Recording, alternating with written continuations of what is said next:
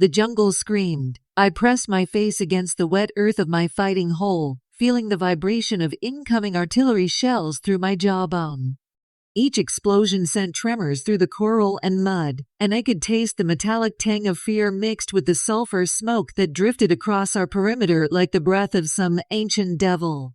It was 2,100 hours on October 24, 1942, and the Japanese were coming for Henderson Field with everything they had. My name is John Basilone, though the boys call me Manila John on account of my army days in the Philippines before I came to my senses and joined the real fighting force. I'm a machine gun section leader with the 1st Battalion, 7th Marine Regiment, and right now I'm lying in a waterlogged foxhole on a godforsaken spit of jungle called Guadalcanal, watching muzzle flashes wink at me from the tree line like deadly fireflies. The rain hadn't stopped for 3 days. Everything was soaked through. Our uniforms, our ammunition, our souls. The mud sucked at your boots with every step, and the humidity made it feel like you were breathing through wet wool. But that wasn't the worst of it. The worst was knowing that somewhere out there in that green hell, 15,000 Japanese soldiers were moving through the jungle toward our thin perimeter, and our jobs were to stop them with 2 machine gun squads and whatever Marines we could scrape together from the line. Another salvo of 150mm shells crashed into the coconut grove behind us, sending palm fronds and shrapnel whistling overhead. I ducked instinctively, though I'd learned weeks ago that you never hear the one that gets you. Basilone. Sergeant Mitchell crawled up beside me, his helmet askew and his carbine clutched against his chest. Puller wants to see you at the CP. Says it's urgent. Lieutenant Colonel Louis Chesty Puller. If there was a Marine alive who could make me feel better about our situation, it was him. I crawled backward out of my hole, keeping low as another string of mortar rounds impacted along the perimeter. The Japanese had been pounding us for hours with their artillery, trying to soften us up for what everyone knew was coming, a full-scale assault designed to overrun Henderson Field and drive us back into the sea. The command post was a bunker made of coconut logs and sandbags, reinforced with sheets of corrugated metal salvaged from the airfield construction. Inside, Puller stood hunched over a map table, his weathered face illuminated by the yellow glow off a kerosene lantern. Rain dripped steadily through gaps in the roof, creating small puddles on the dirt floor. "John," he said without looking up, his voice carrying that quiet authority that made you want to follow him into the fires of hell. "How are your guns?" ".30 caliber Browning, sir. Both operational. Plenty of ammunition. My boys are ready." He looked up then, and I saw something in his eyes I'd never seen before. Not fear exactly, but a kind of grim acceptance. "Intelligence says we're looking at a full regiment, maybe more. They'll hit us before midnight, probably along the southern approach where the jungle comes closest to the field." I nodded. That made sense. The Japanese had been probing our lines for weeks, testing our defenses, looking for weak spots. The southern approach offered the best concealment and the shortest distance to our vital Henderson Field, where our Wildcat fighters and Dauntless dive bombers were based. "I'm putting you and your section at the southeastern corner of the perimeter," Puller continued, jabbing his finger at a spot on the map. "It's a salient, you'll be sticking out like a sore thumb, but it's the most likely avenue of approach. If they break through there, they'll roll up a Rentier line." I studied the position. It was indeed exposed, with jungle on 3 sides and only a narrow corridor connecting it to the main perimeter. If the Japanese hit us in strength, we'd be cut off and surrounded within minutes. "How many Marines can you spare me, sir?" 15. "Maybe 20 if I can pull them from the reserve. 20 Marines and 2 machine guns to hold off a full regiment." The mathematics were simple and brutal. "Understood, sir. We'll hold." Puller clasped my shoulder. "I know you will, John. Get your boys in position and dig in deep. This is going to be the fight of our lives." As I made my way back through the mutant darkness toward my section, I could hear the Japanese artillery intensifying. The bombardment was walking closer to our lines, and I could see the flash of explosions reflecting off the low-hanging clouds. Somewhere in the distance, a Marine was screaming for a corpsman. I found my machine gun crews huddled in their fighting positions, their weapons covered with ponchos to keep the rain out of the mechanisms. These were good men, veterans of the landing back in August, Marines who had learned their trade in the crucible of jungle warfare.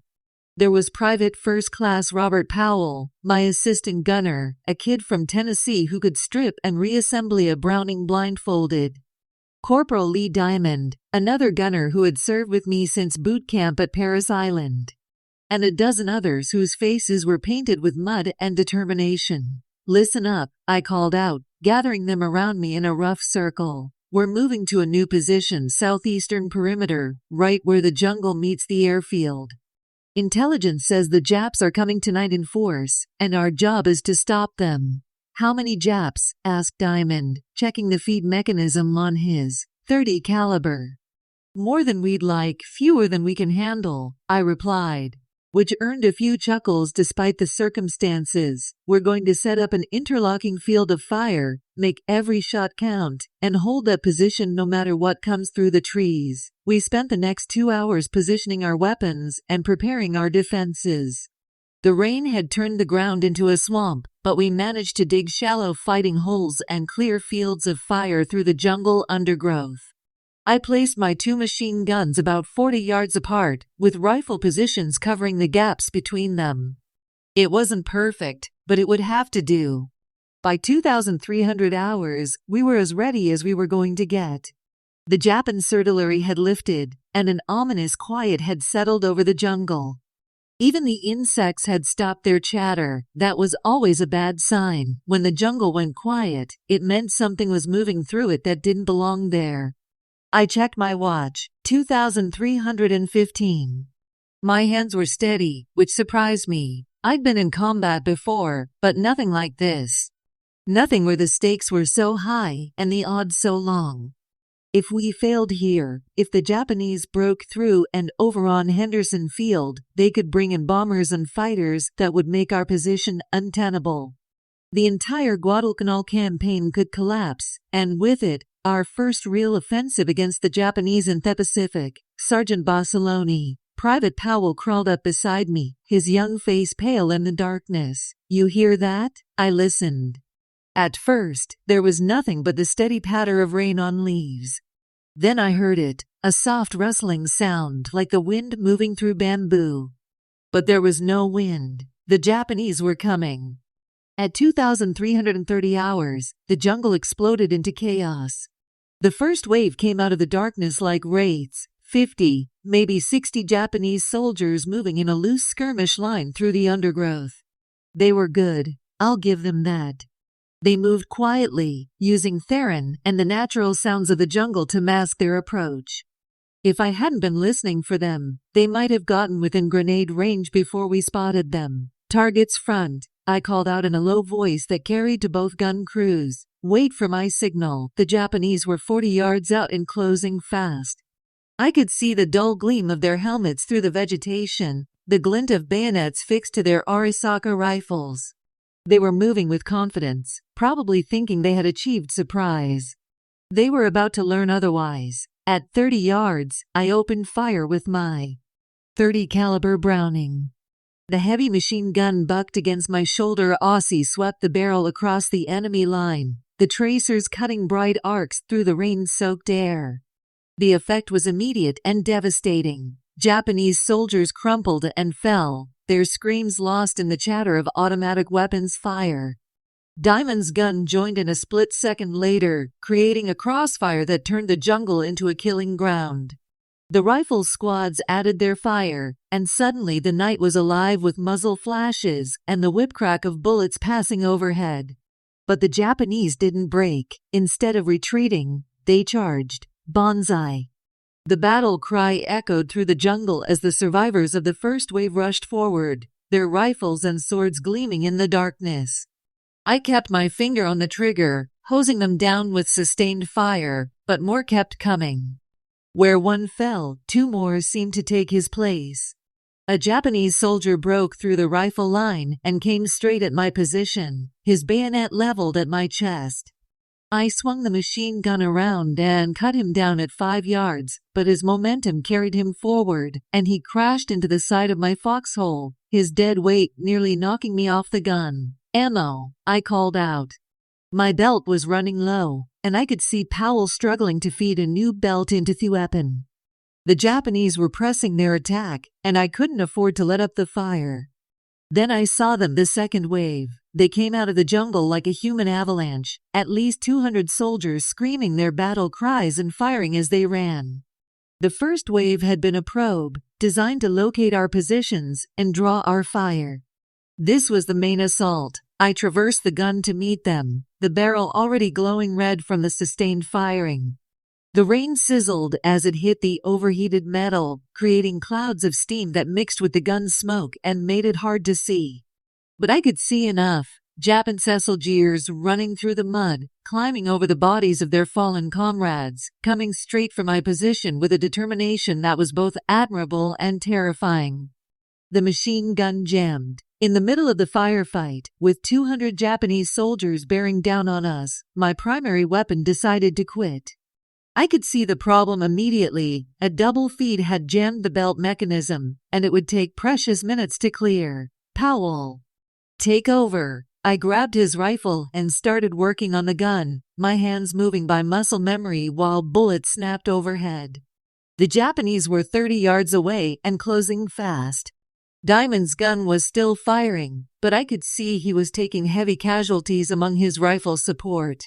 Marines were falling back toward the main perimeter, and suddenly my exposed position was looking even more isolated. I got the jam cleared and slapped the bolt forward just as the first Japanese soldier reached my foxhole. He came over the rim with his bayonet aimed at my head, screaming something in Japanese that probably wasn't a compliment. I put a burst into his chest at point-blank range and grabbed his rifle as he fell. The next few minutes were pure chaos. Japanese soldiers were all around my position, some trying to disable the gun, others pushing past toward the airfield. I was firing the machine gun with one hand and working the bolt of the captured rifle with the other, shooting at anything that moved in the darkness. That's when I saw the mortar crew. About 50 yards to my left, a Japanese mortar team was setting up their weapon, trying to get it positioned to drop rounds on our main perimeter. If they succeeded, they could break our defense wide open and pave the way for the rest of their regiment to pour through. I made a decision that probably saved a lot of Marine lives and nearly got me killed in the process. Grabbing several belts of ammunition, I told Powell to keep the gun firing and took off running toward the mortar position. The Japanese saw me coming. How could they miss? I was running through an open area in full view, carrying enough ammunition to supply a squad. But somehow, through a combination of poor visibility, enemy confusion, and what my old drill instructor would have called dumb Irish luck, I made it to within grenade range of the mortar. I had 2 fragmentation grenades left. The first one landed short, but close enough to scatter the crew. The second one dropped right into their position, silencing the mortar permanently and taking out 3 enemy soldiers in the bargain. Then I had to get back to my gun. The return trip was even more hazardous. The Japanese had figured out what I was doing, and they were waiting for me. I made it about halfway before the rifle fire got too intense, and I had to dive into a shell crater filled with 3 inches of muddy water. From there, I could see my machine gun position. Powell was still firing, but slowly, conserving ammunition. Diamond's gun had gone quiet, either jammed or out of action. And there were Japanese soldiers moving around the flanks of both positions, trying to get behind our lines. I came out of that crater like a man possessed, firing the captured rifle and screaming at the top of my lungs. Maybe it was the shock of seeing a mud-covered Marine charging out of nowhere, or maybe they were just focused on other targets, but I made it back to my position without taking a hit. Manila John. Powell's voice was hoarse from shouting over the noise of battle. They're behind us. He was right. While I'd been dealing with the mortar, a squad of Japanese soldiers had worked their way around our left flank and were now attacking from the rear. We were surrounded. Being surrounded wasn't necessarily a death sentence, but it sure as hell wasn't a promotion either. I could see Japanese soldiers moving through the darkness on all sides of our position.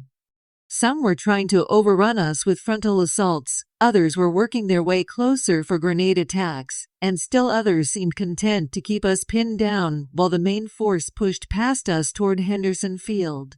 That last group had the right idea tactically, but I wasn't about to let it happen. Powell. Diamond, I called out to my remaining gun crews. We're going to break out toward the main perimeter. I'll take the point. You two keep those guns firing and follow me. It was a desperate plan, but sometimes desperate plans work because the enemy doesn't expect anyone to be that crazy. We gathered up our remaining ammunition, maybe 3 belts between the 2 guns, and prepared to fight our way through the Japanese encirclement. I grabbed the .30 caliber from Paul's position and cradled it in my arms like an oversized rifle. The gun weighed 41 pounds without ammunition, but I'd carried heavier loads in training, and the adrenaline gave me strength I didn't know I had. The breakout started at 0130 hours. We moved in a tight wedge formation, with me on point carrying the machine gun, and the rest of the squad spread out behind me.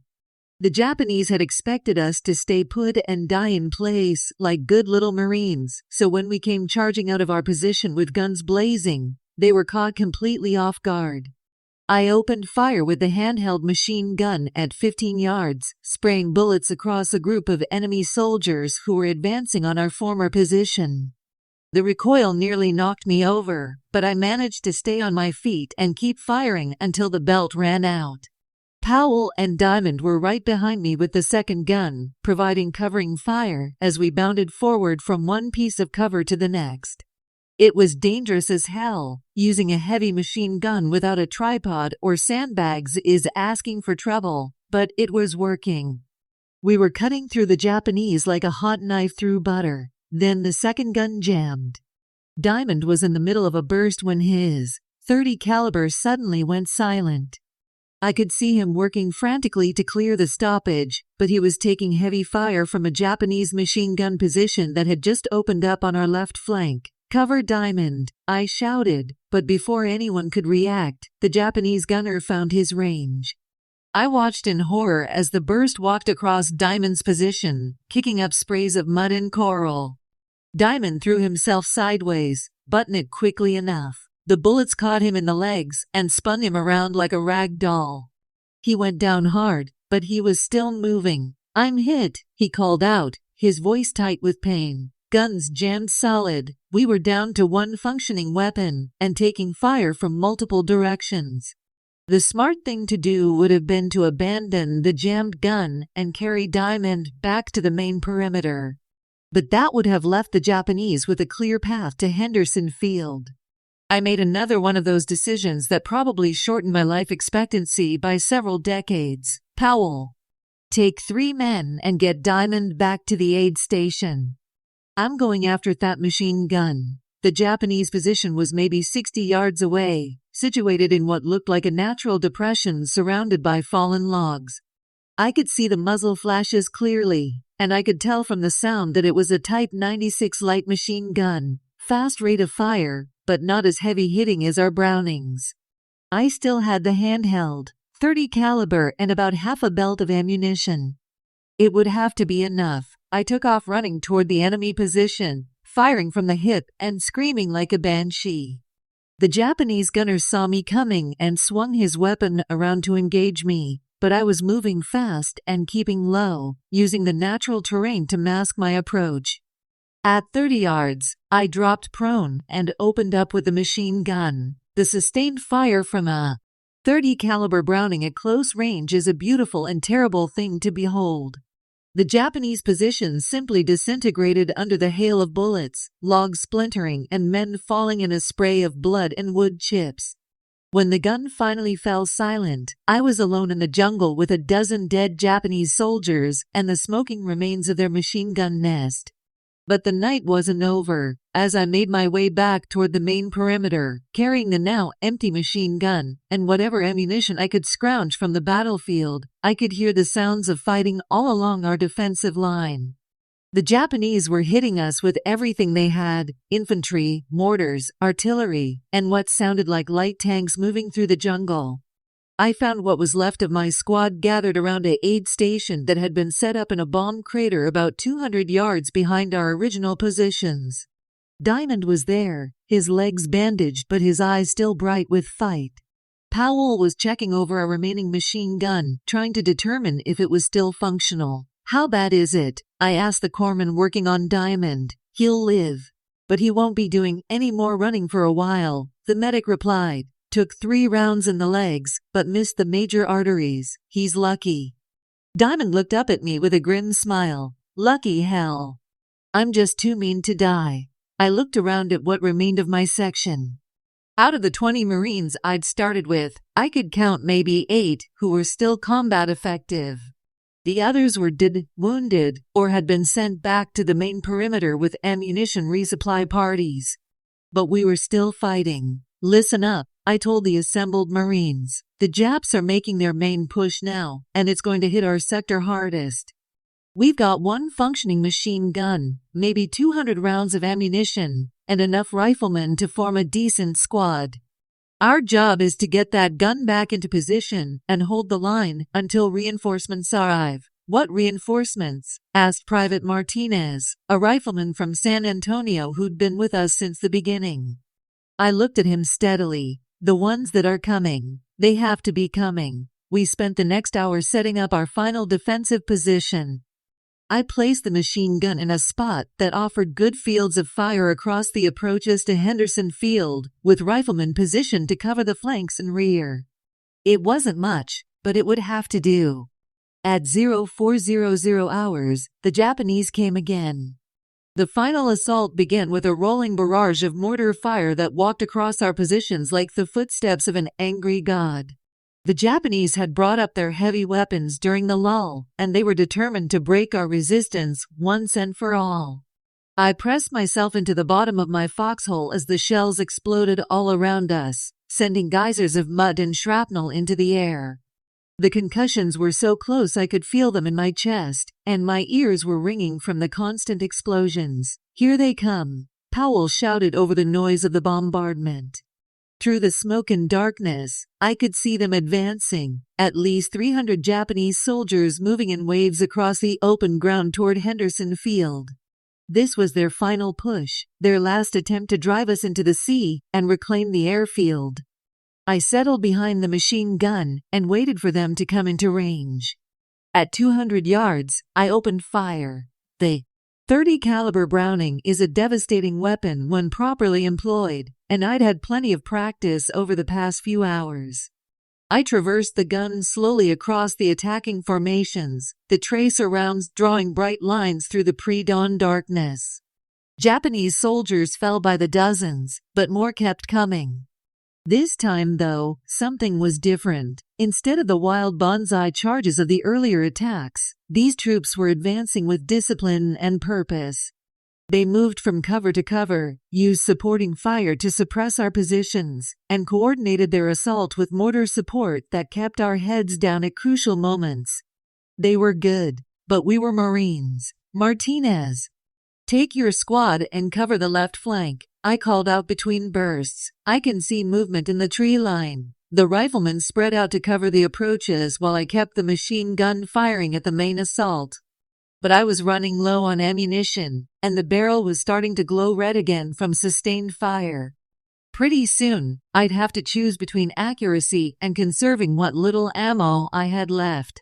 That's when I heard the most beautiful sound in the world, the throaty roar of Wright R1820 engines at full throttle. "Wildcats," someone shouted, and suddenly the dawn sky was filled with F-4F fighters diving out of the clouds with their guns blazing.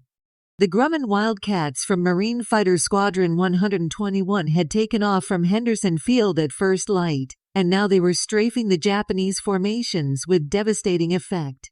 The .50 caliber machine guns in their wings tore through the enemy ranks, and their presence alone seemed to take the heart out of the attack. But the Japanese weren't finished yet. As the Wildcats pulled up from their strafing runs, a new sound filled the air, the distinctive whistle of incoming artillery shells. The Japanese had brought up their 150mm howitzers during the night, and now they were dropping high-explosive rounds directly onto our positions. The first shell landed 20 yards to my left, close enough to shower me with dirt and debris. The second one hit the aid station where Diamond and the other wounded Marines were sheltering. I saw the flash and felt the shock wave, and then there was nothing but smoke and dust where the aid station had been. When the smoke cleared, I could see Marines crawling out of the wreckage, some helping others, all of them covered in blood and coral dust. Diamond was among them, dragging himself along the ground with his arms, while his bandaged legs trailed uselessly behind him. When he saw me looking, he raised one hand and gave me a thumbs up, then started crawling toward a rifle that had been dropped nearby. That's when I knew we were going to win. You can hurt Marines, you can wound them, you can knock them down and bury them under tons of coral and steel, but you can't break their spirit.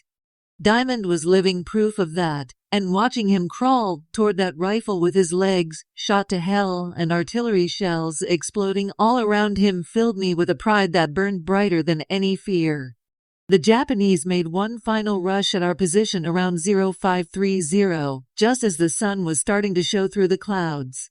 There were maybe 50 of them left from the original assault force, but they came on with the desperate courage of men who knew they were beaten but refused to admit it. I met them with the last belt of ammunition for the machine gun, firing in short, precise bursts that dropped them one by one as they crossed the open ground. When the belt ran out, I grabbed a rifle and kept shooting. When that ran out of ammo, I picked up another one. Powell was beside me, firing his carbine at targets so close I could see their faces clearly. Martinez and his squad were holding the flanks, shooting and reloading as fast as they could work their bolts. Even Diamond was contributing, firing his rifle from a prone position near the destroyed aid station. The last Japanese soldier fell just as the sun cleared the horizon, his body sprawled in the mud not 10 yards from my foxhole. For a moment, there was absolute silence, except for the sound of rain pattering on leaves and the distant drone of aircraft engines. Then Powell looked over at me and grinned. "We did it, Sergeant." We held the line. I looked around at the battlefield, at the bodies of Japanese soldiers scattered across the approaches to Henderson Field, at the destroyed equipment and smoking craters that marked the night's fighting. My small section had faced down the better part of a Japanese regiment and stopped them cold. But the victory had come at a price. Of the 20 Marines I'd started with, only 6 were still able to fight. The others were dead or wounded, scattered across a jungle battlefield that would be forgotten by history, but remembered forever by those who fought there. The relief column found us at 0800 hours, just as the last of the Japanese stragglers were disappearing back into the jungle. Lieutenant Colonel Puller led the column personally, his weathered face creased with concern as he surveyed the battlefield. "Basilone," he said when he saw the carnage around our position. "How many of them were there?" "Hard to say, sir," I replied, suddenly feeling the exhaustion that had been held at bay by adrenaline and necessity. "At least 300. Maybe more." He walked among the Japanese dead, counting, making notes in a small notebook he carried. The final tally would be 38 enemy soldiers confirmed killed in our immediate sector, with an unknown number wounded. Later intelligence estimates would put the total Japanese casualties for the entire night action at over 900 men. But numbers don't tell the whole story. Numbers can't capture the sound of bullets whistling overhead, or the weight of a machine gun in your arms when you're running through enemy fire, or the look in a wounded Marine's eyes when he's still trying to fight despite his injuries. "I'm putting you in for the Medal of Honor," Puller said quietly as we walked back toward the command post. "What you and your boys did here tonight, it saved Henderson Field. Hell, it might have saved the whole campaign." I didn't know what to say to that. The Medal of Honor was something you read about Bhutan history books, something that happened to other people in other wars. I was just a machine gunner from Raritan, New Jersey, who'd done his job and tried to keep his Marines alive. "Sir," I said finally, "we were just doing what any Marines would do." Puller stopped walking and looked at me with those steady gray eyes of his. "No, John. What you did was special. Don't ever forget that. The aftermath of the battle was a blur of activity. Casualty reports, ammunition resupply, defensive improvements, and the grim task of counting and burying the dead. The Japanese had thrown their best shot at us and failed. Henderson Field was secure, the airfield was operational, and our fighters and bombers would continue to contest Japanese control of the sea lanes around the Solomon Islands. But the cost had been heavy. The 7th Marines alone had suffered over 200 casualties during the night action, and every rifle company had been reduced to skeleton strength. We'd held the line, but just barely. Over the next few days, as the immediate crisis passed and the adrenaline wore off, I had time to think about what had happened. In the space of 6 hours, my small section had faced impossible odds and somehow prevailed. We'd lost good Marines, men I'd trained with, fought beside, shared foxholes with during the long nights on Guadalcanal. Their sacrifice had meaning, though. Henderson Field remained in American hands, and from that muddy airstrip, our pilots would launch the missions that would eventually drive the Japanese out of the Solomons and start them on the long retreat back to Japan. The medal citation would read, "For extraordinary heroism and conspicuous gallantry in action against enemy Japanese forces."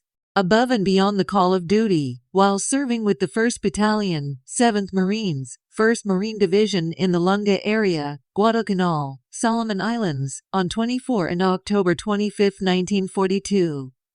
But that official language couldn't capture what really happened on that rain-soaked night in the jungle.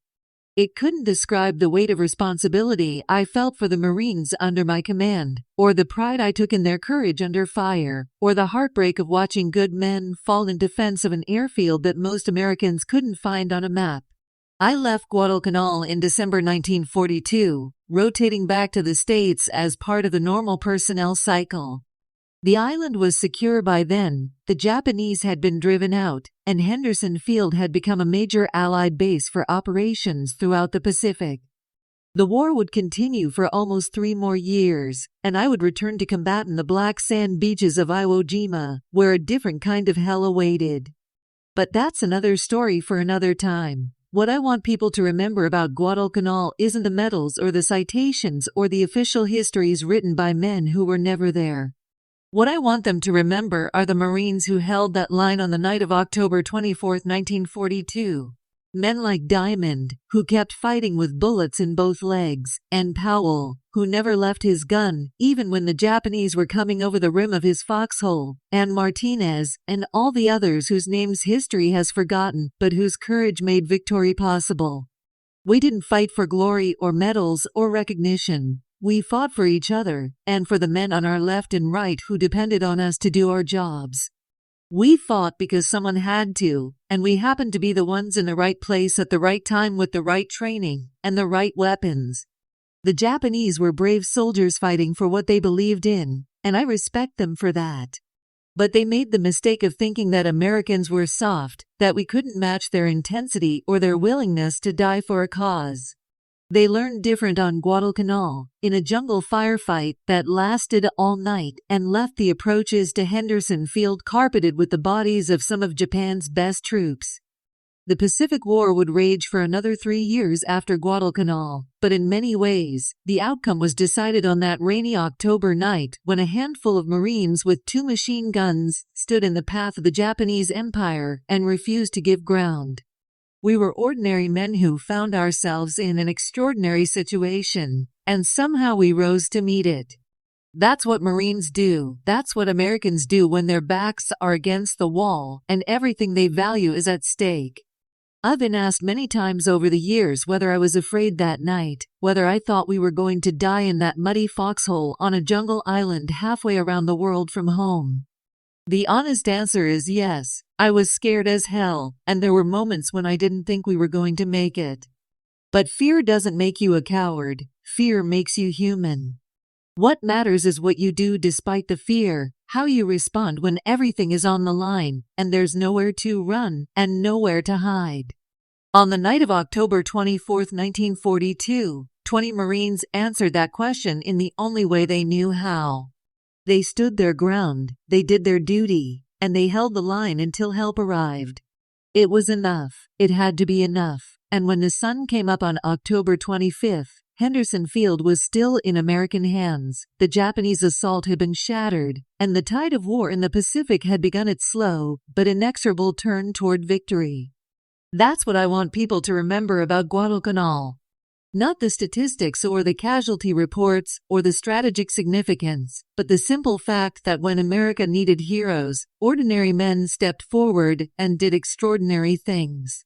They were Marines, they were Americans, they were my brothers, and they held the line.